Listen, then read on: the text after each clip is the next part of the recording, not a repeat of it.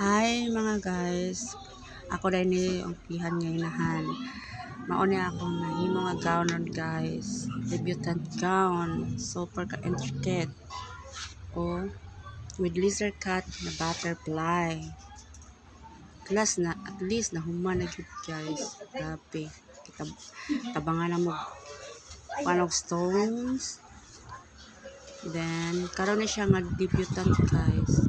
Karong gabi ini siya i-wear sa debutant. Mali lang kauban na si Tisali. Nahuma na gid guys. Nice kayo ang gown guys.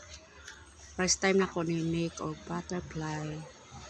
Worth it yun guys. Grabe. Happy kayo ko. Nakita ko sa akong trabaho. Then kabar pala akong mga gown na gipaghimo. As in full of stones yun na siya guys. Nice kaayo.